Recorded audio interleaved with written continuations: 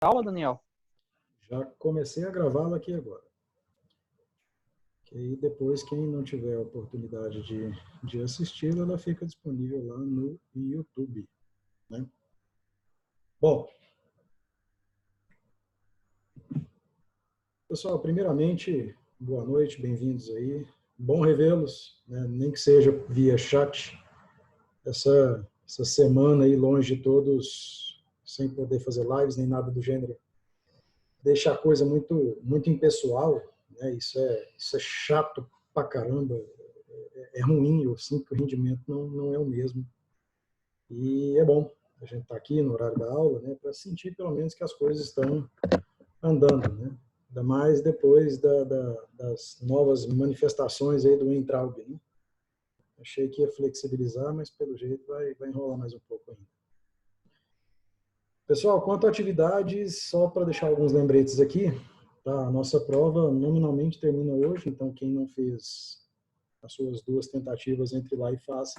Tá?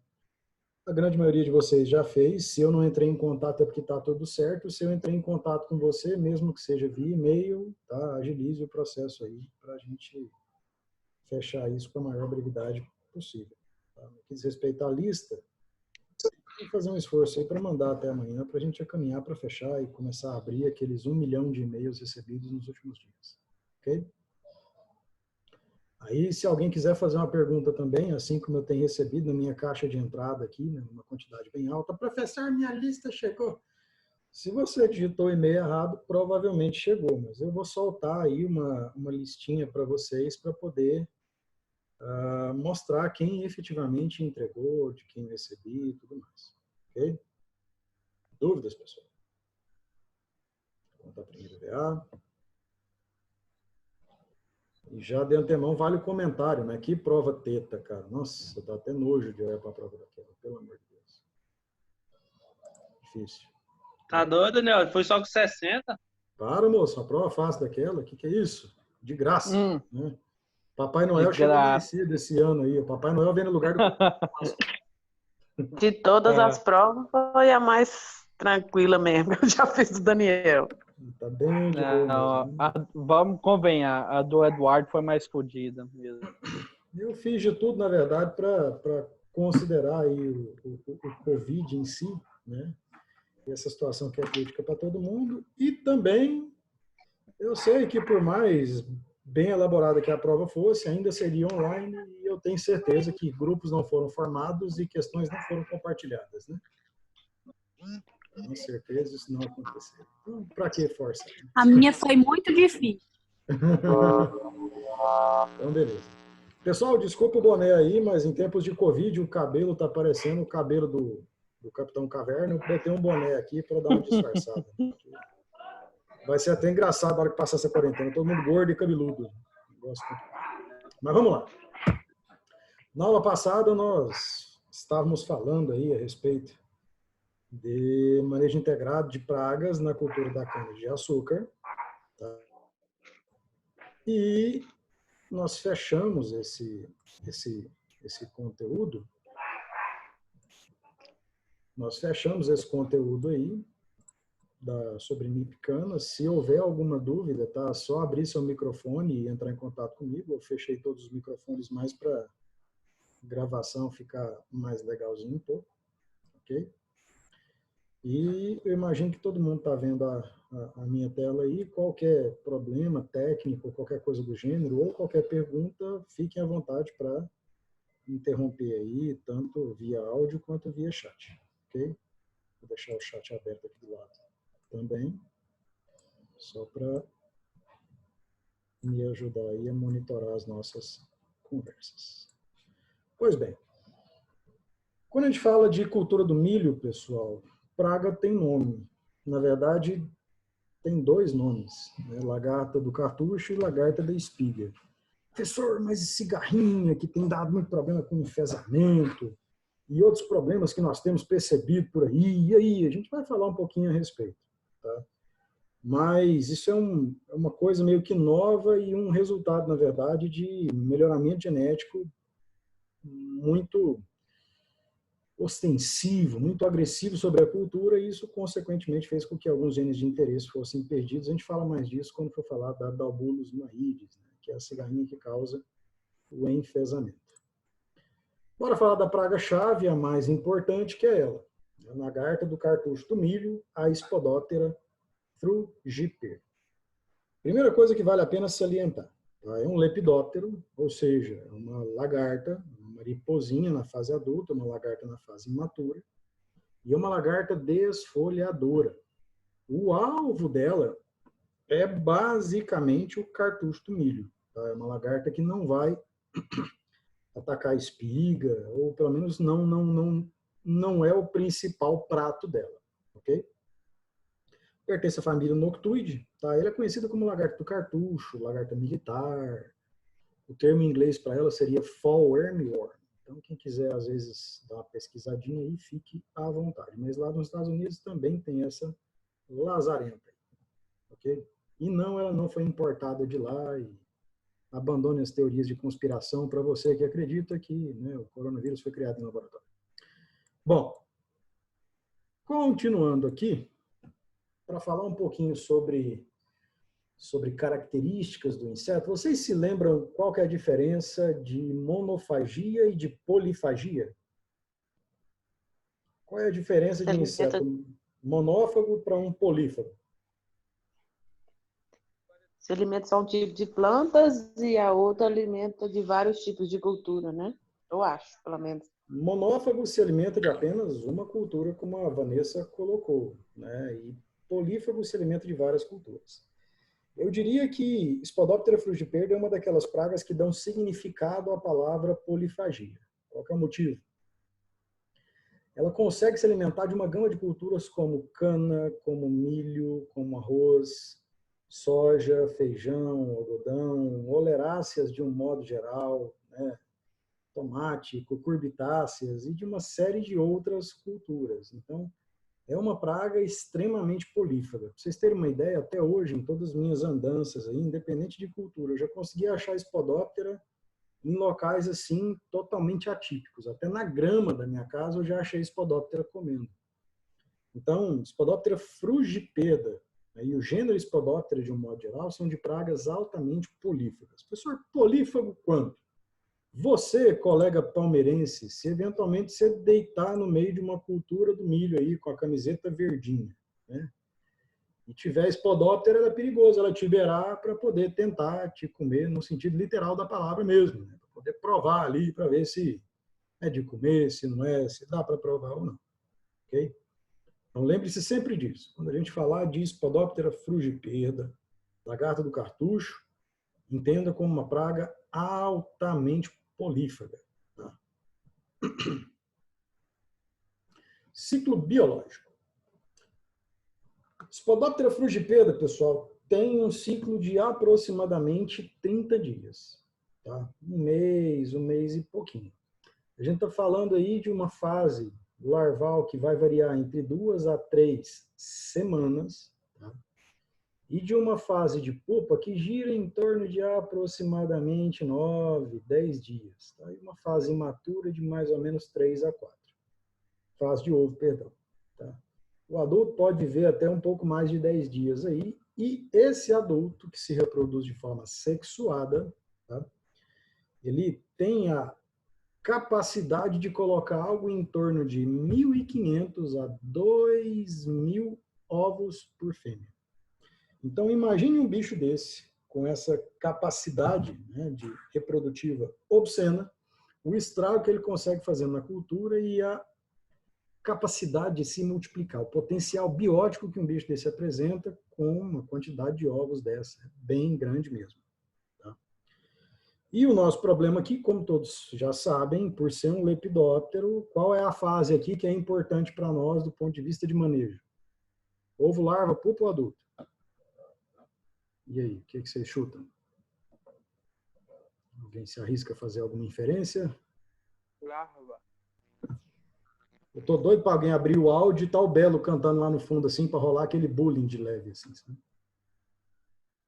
Aquela voz de pato rouco dele. fase de larva, alguém falou lá no fundo. Então, basicamente, fase larval é a fase que causa problemas para a cultura do milho, ou seja, insetos desfolhadores. Para entender um pouquinho sobre características, né, o que o bicho faz, deixa de fazer, a fase de ovo ela é bastante interessante. Esse inseto ele coloca ovos em camadas. Professor, como assim camadas? Você chega a achar até uns 3, 4 andares de ovos na mesma postura. E uma postura dessa aí pode ter 800 ovos. Chega a ter. Tá? Então, além do bichinho procurar a face superior, né, a parte de cima das folhas, aquela que fica virada para o sol, para poder colocar os seus ovos, geralmente ele faz isso. Próximo ali da região do cartucho. Professor, o que é o cartucho? O cartucho, pessoal, aquela região da folha do milho lá que fica enroladinha. Tá? Então, quando você pega a folha do milho e vê ela enroladinha, aquilo lá é o cartucho. Então, os ovos são colocados na parte de cima da folha, que fica virada para o sol, e próximo do cartucho, para que a lagartinha ecloda e já desça para o local em que as folhas são mais tenras, mais molinhas, em que é mais fácil para o inseto se alimentar. É bom salientar o seguinte também. Além da capacidade que a fêmea tem de colocar essa quantidade de ovos e de colocar esses ovos em camadas, depois que ela ovoposita, ela tem um hábito meio esquisito. A fêmea ela é bem peludona, ela tem bastante escama. Peludo não, escama pra caramba. E ela pega essas escamas depois da ovoposição e passa sobre os ovos para que essas escamas protejam esses ovos dos raios UV, tá, e da própria ação do sol. Então, isso é uma outra característica muito peculiar dessa espécie. Ela coloca os ovos e esfrega o traseirinho ali sobre os ovos para poder cobrir com uma camada de escamas. Então, pode ser que às vezes até pareça que tem uma teiazinha em cima dos ovos de Spodoptera, mas nada mais é do que escama da fêmea. É como se colocasse o menino no chão e você se depilasse em cima dele. É um negócio meio bizarro, mas é isso que acontece. Ok? Bom, pensando na lagarta, tem uma peculiaridade muito interessante e importante do ponto de vista de manejo, quando o assunto é Spodoptera. Canibalismo. Tá? Numa postura como essa aqui, pessoal, se ficar, sei lá, depois que elas começam a sair para procurar outras plantas, se ficar 3, 7, 8, 10 lagartas numa planta, a tendência é que só viva ou só chega até a fase adulta uma lagarta. Motivo disso, as lagartas são canibais. Tá? Rola um melhoramento genético forçado nessa espécie. Isso ocorre logo após a oviposição, logo após a postura, ok? A lagartinha já eclode meio mal encarada, e o canibalismo começa ali. Tanto é que em laboratório, para criar essa lagarta, a gente tende a utilizar células individuais e não colocar elas juntas. Se você colocar 3, 4 lagartas dessas numa célula, numa plaquinha de Petri, elas vão se matar lá dentro. Essas lagartas têm capacidade de tecer teia, então depois que os ovos são colocados, elas tecem teias para poder sair de uma planta para outra. E elas vão ali para a região do cartucho do milho, aqui onde está essa lagartinha um pouco maior, e começam a se alimentar das folhas mais jovens. Aí fica a pergunta, professor, o que é esse trem meio marronzinho aí no cursor do mouse? Né? Aí próximo dessa lagartinha, isso aí nada mais é do que cocô de lagarta. São fezes provenientes aí da alimentação desse bicho que é meio exagerada. E só para ter uma noção do tamanho do problema, isso aí é que uma Spodoptera sozinha pode causar numa planta de milho. Ela consegue arrebentar a região em que as folhas novas se desenvolvem e, consequentemente, essa planta não vai conseguir se desenvolver bem. Ela fica travada. Ela não vai chegar na fase reprodutiva se o estrago for muito sério. Mesmo se não for, a capacidade reprodutiva da planta vai ser seriamente afetada com uma desfolha tão agressiva quanto essa aqui. Então, sempre que vocês verem esse trem marrom aqui, tá? Não é serragem não, gente. Pelo amor de Deus, isso é cocô de lagarta. Tá? Aqui também, tá vendo? Ela vai se alimentando das folhas e depois que essas folhas se desenrolam, se isso acontecer, porque nesse caso aqui não vai, tá? Elas vão ficar cheinhas de buraco. Identificação. Vocês devem ter se lembrado, quem foi lá no Integra Agro, que nós fizemos um trabalho de separar espécies de Spodoptera. Lá nós encontramos Eridane, encontramos Cosmioides e teve alguns grupos que encontraram a Frugipeda, que é essa aqui. O que caracteriza a Spodoptera frugipeda? A primeira coisa que eu acho que vale a pena comentar é esse Y invertido na cabeça. Acompanhe o cursor do mouse aí se estiver dando para ver. Nós temos esse Yzinho aqui, ó, bem na cabecinha dela, como se fosse um Y ao contrário. Esse Y é uma característica única de Spodoptera? Não. Praticamente todas as lagartas têm essa característica do Y invertido. Tá? Noctuide, Erebide e uma série de outras famílias têm o bendito do Y. A Spodoptera, além de ter essa coloração meio marrom, né, ela tem uma característica que só ela tem. Vamos aqui próximo aqui da maquininha de corta-bosta do bichinho e dá uma olhada aí, ó, nesses 4 pontinhos aqui. Estão vendo esses 4 pontinhos perto do traseiro dela? Todo mundo tá vendo? Perto do traseiro dela tem 1, 2, 3, 4 pontinhos bem pertinhos, formando um quadradinho. Eu vou entender aí o silêncio de vocês como um sim. Então, esses 4 pontinhos é o que caracteriza, tá? Pode passar. É o que Porque nós vai amanhecer eu já. caracteriza a espécie Spodoptera frugipeda. Ok? Bom. Vamos aqui para o próximo. Bora falar de outras características que esse bichinho tem também. Primeira delas, a fase larval ela ocorre na planta e um pouco antes de impupar, assim que a lagarta sente que já está no ponto ali, que ela já tem reserva de nutriente o suficiente, ela para de se alimentar e entra numa fase que nós chamamos de pré-pupa. Então, essa lagartinha ela vai descer ali para o solo, ela vai se enterrar a uma profundidade máxima aí de 5 centímetros e ela vai impupar lá dentro. Então, Spodoptera frugipeda tem o hábito de impupar no solo. Pessoal, do ponto de vista de predação, tem alguma implicação assim mais séria? Não necessariamente. Tá? É só uma característica bioecológica do bicho. Os adultos tendem a ser pardo acinzentados, né, pouco vistosos. A gente vai mostrar a foto deles agora, com mais ou menos 2 centímetros de comprimento e 3 e pouco de envergadura. E vamos aqui parar para refletir um pouquinho sobre ataque em segunda safra. E essa pergunta agora eu adoraria que houvesse uma discussão, um brainstorming nela. Tá? Por que essa praga tende a ter ataques mais severos no milho de segunda safra, ou vulgarmente conhecido como safrinha? Eis a pergunta e eu gostaria de alguns posicionamentos nesse sentido. E aí?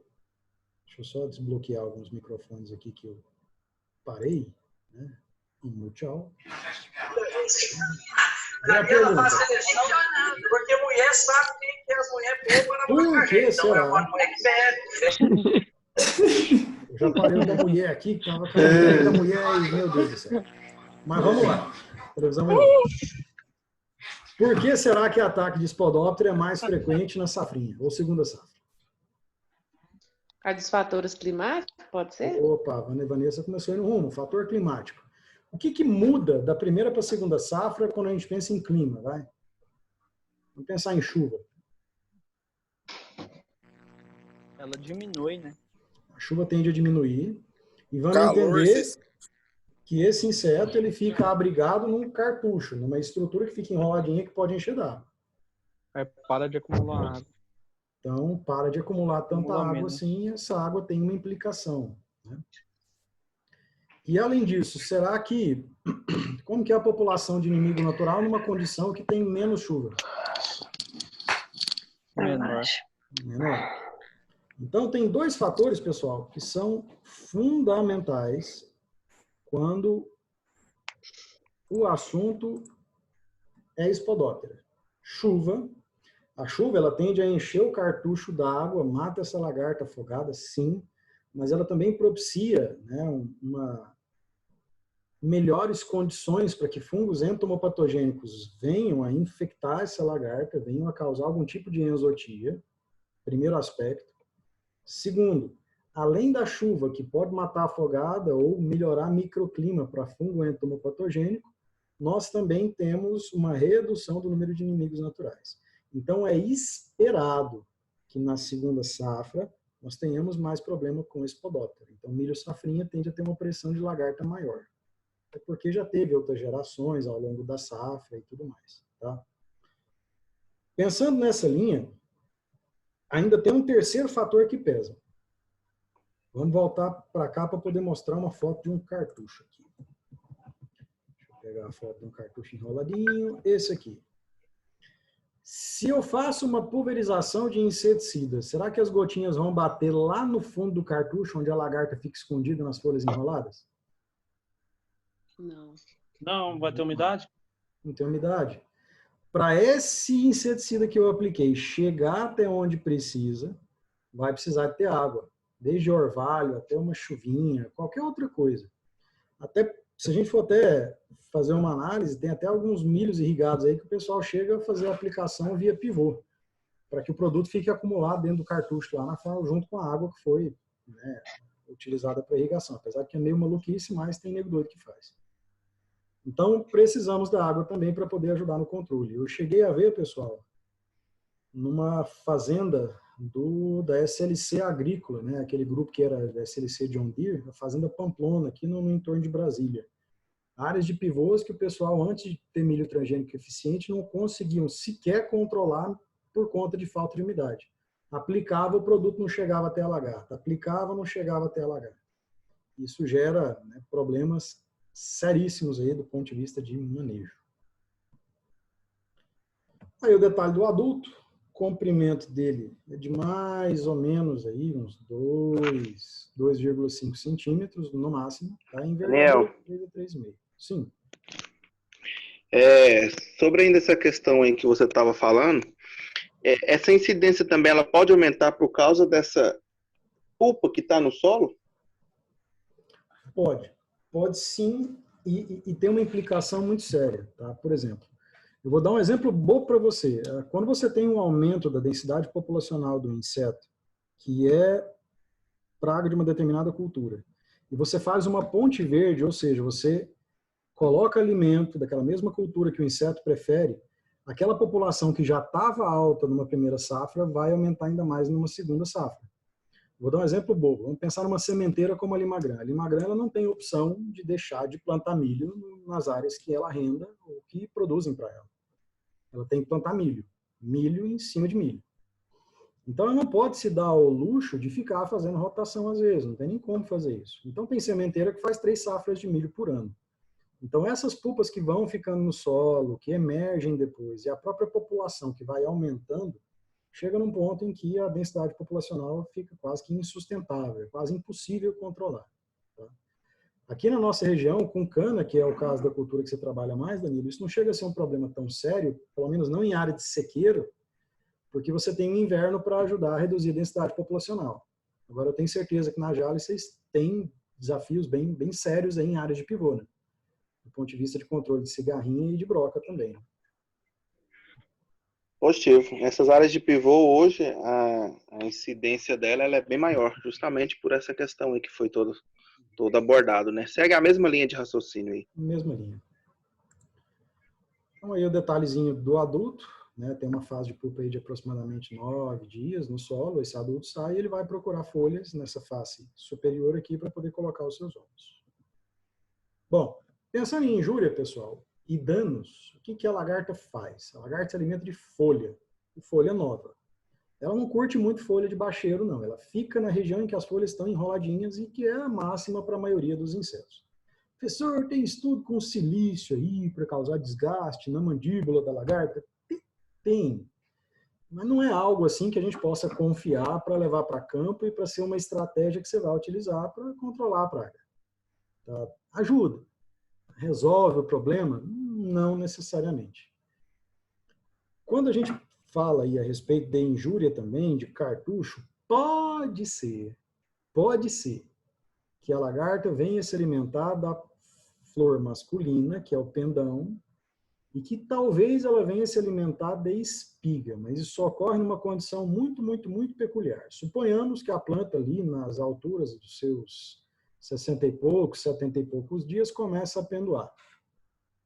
Essa planta, uma vez que ela pendoa, que ela emite a flor masculina, não vai ter mais folhinha nova, enroladinha para a lagarta comer, para a Spodoptera frugiperda, que é o prato principal dela, é a principal fonte de alimento.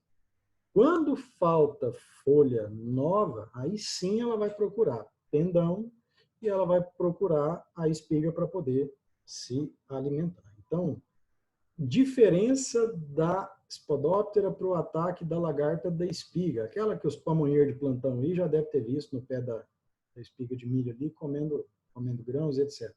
Furando palha de pamonha. Essa danada aqui, ela fura no meio da espiga. Então, imagine que essa garrafona vermelha aqui, que mais parece sei lá o quê, fosse atacada por Spodoptera, fosse uma espiga de milho, ela atacaria no meio, nunca na pontinha. Tá? Ela não entraria pelo cabelo, pelo estigma, que é, na verdade, nada mais é que o tubo polínico da flor feminina. Okay? Então, quando houver ataque de Spodoptera frugiperda na espiga ou no pendão, é porque ela está passando fome e só está querendo fechar ali o ciclo dela. Isso vai acontecer lateralmente na espiga ou no pendão enquanto ele está abrindo. Bora falar de alguns inimigos, né, naturais que são extremamente importantes, especialmente no controle de Spodoptera frugiperda na primeira safra.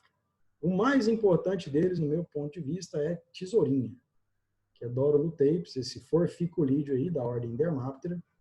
Como vocês viram na entomologia geral, lá no 5º período, alguns no semestre passado, né, que tem alguns aí que são de outra grade, essa danadinha ela vai se alimentar de ovos. Então, ela vai direto numa massa de ovos e consegue fazer um estrago. Na época do DOC, eu acompanhei 2 colegas que trabalharam com tabela de vida ecológica de Spodoptera frugiperda, que nada mais é que um estudo que avalia fatores como predação, sol, chuva, para ver efeito na mortalidade da praga, que é o alvo do estudo. Chuva, sim, tem um fator muito importante, sol também, mas eu achava muito curioso nas avaliações que a gente fazia de madrugada no campo, quando nós íamos lá e pegava uma massa de ovos, que às vezes tinha 300, 400 ovos, você chegava lá não tinha nem 100 ovos, 30, 40, porque uma tesourinha tinha ido lá e tinha feito a festa. Então imagine você, aquele teu amigo obeso, que pesa 150 quilos, quando vai tomar uma que pede aquela porção de ovo de codorna, tá? Com uma bacia cheia daquele negócio. Pronto, é tesourinha. Tesourinha tem uma eficiência na predação de ovos imensa, tá? E é extremamente voraz no momento em que ela está se alimentando. Então, postura onde tesourinha chegou, geralmente não sobra muita coisa. Detalhe, ela tem um hábito mais noturno. Tá? Então, você não vai encontrar tesourinha predando ovos de Spodoptera durante o dia fácil, não. Ok?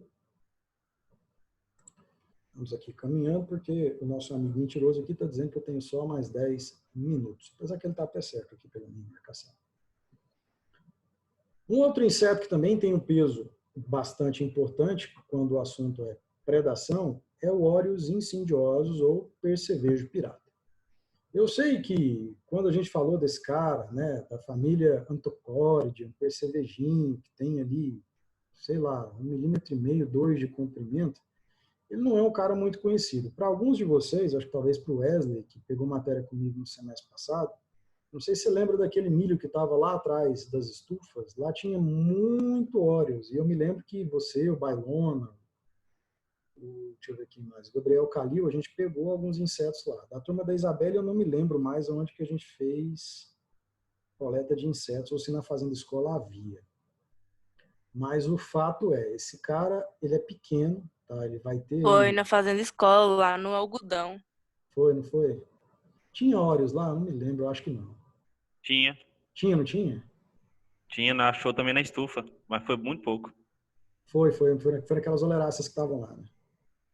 Esse cara aqui, ó, 2 milímetros de comprimento, muito pequenininho, só que é um predador de lagartas pequenas muito eficiente. Não só o Orius incendiosus, mas o Gelcoris punctips também tem a mesma pegada. Ele se alimenta primariamente de lagartas pequenas, não é só um predador de Spodoptera frugiperda, tá? Assim como esses caras aqui também não são predadores só de Spodoptera, Dorolutapes é mais de Spodoptera, mas se ela achar ovo de outros insetos, ela vai comer. Exceto dela, claro. E no caso do Óreos e do Geocoris, o foco é a lagarta pequena, recém-eclodida. Se ela ficar meio grande também é perigoso ela comer eles. Porque, por exemplo, o Geocoris também tem cerca de 2 milímetros de comprimento. Um bicho também bem pequenininho. Temos joaninhas, que tem uma pegada mais importante para controle de pulgões, mas se topar com ovo aí também, ou qualquer outra coisa, ela vai se alimentar. A espécie mais comum no milho é a Ciconéria sanguínea, essa que tem o élitro todo vermelhinho aqui, ó, e essas manchinhas brancas no pronoto. Temos o Trichogramma antopovirilha, que é um parasitoide de ovos, ele vai parasitar os ovos da Spodoptera frugiperda. E até uma curiosidade, esse cara ele parasita o ovo uma vez só, ele tem marcadores químicos que depois que ele fez o parasitismo, ele não vai voltar no mesmo ovo para parasitar outra vez. Então essa é uma característica bem interessante mesmo aí do Trichogramma. E aqui um detalhe que eu acho que talvez valha a pena a gente salientar. Eu estou citando alguns inimigos naturais, pessoal, porque como é uma cultura bastante importante, é muito provável que vocês venham se deparar com esse tipo de inseto. A foto não está muito boa, mas depois procurem aí outras melhores, ficou bem ruim mesmo trocar essa foto. Que é a foto do Quelonus insularis. Que bicho é esse, professor? Esse é um braconídeo, tá? Ele é um parente distante da cotésia. E esse é um dos exemplos mais bizarros que eu conheço quando o assunto é parasitismo. Ele é um parasita ovo-larval. Olha o tamanho desse elefante aqui parasitando um ovinho de Spodoptera, né? Como se você tentasse colocar um filho dentro de um ovo de codorna. Só que não tem espaço para a larva de um bicho desse tamanho crescer aqui. Então olha que bizarro, ele consegue introduzir o ovipositor dele, achar a larva em desenvolvimento dentro do ovo, parasitar a larva, e a larva dele só vai eclodir e começar a crescer quando a larva de Spodoptera frugiperda estiver crescendo. Esse cara aqui, em algumas regiões de Minas Gerais, ele chega a apresentar parasitismo natural aí de algo da ordem de 30% a 35%.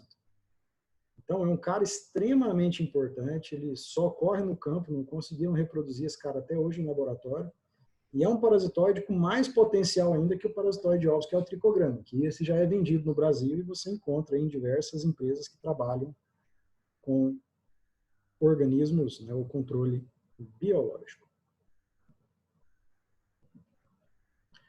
Temos o BT, que ocorre naturalmente, mas não só o BT, mas outros fungos entomopatogênicos também, como o Momuria hilei, tá, e Metarrhizium anisopli.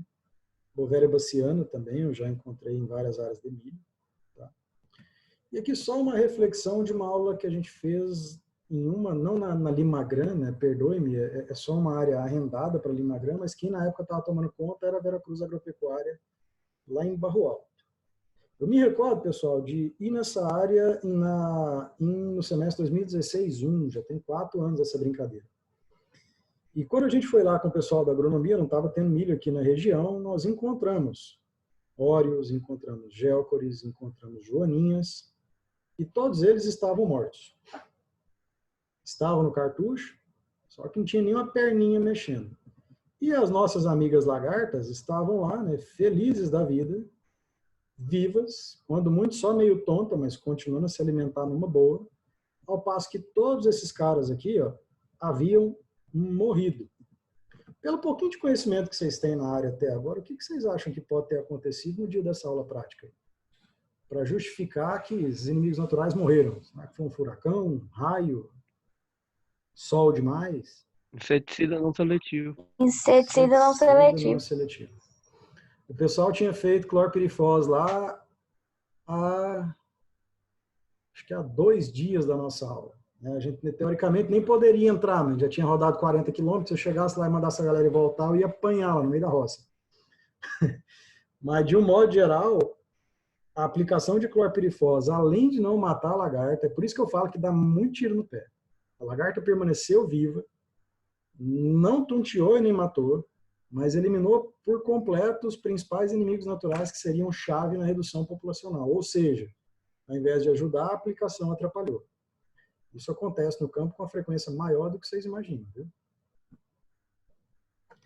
E quando a gente fala de controle, pessoal, existem uma série de produtos e inseticidas disponíveis no mercado aí para controle de espodóptera. Eu entrei hoje lá no portal do Agrofit, no mapa, e nós já temos 211 inseticidas registrados para controle de espodóptera frugipeda. Até muito pouco tempo atrás, a gente tinha cerca de 2 organismos agente de controle biológico, insetos, provavelmente tricograma, tá? Que é a principal espécie utilizada para parasitar os ovos. Tem estudos com telenomos, mas eu acho que não lançaram telenomos ainda para controle dessa praga, a eficiência é meio baixa. E nós temos também cerca de 6 produtos à base de Bacillus thuringiensis, BT, que é aquela mesma bactériazinha que a gente falou do inseticida à base de BT e da planta à base de BT também, tá? Que é a planta transgênica. Tipel, Turicide, Xantari, Bac Control e tantos outros aí, tá? Mais de 64 piretroides e eu vi muita coisa lá, carbaril, metomil, produtos que têm ingredientes ativos que a gente sabe que não funcionam tão bem para essa praga, que tem dezenas de casos de resistência e muitos problemas aí em condições de campo.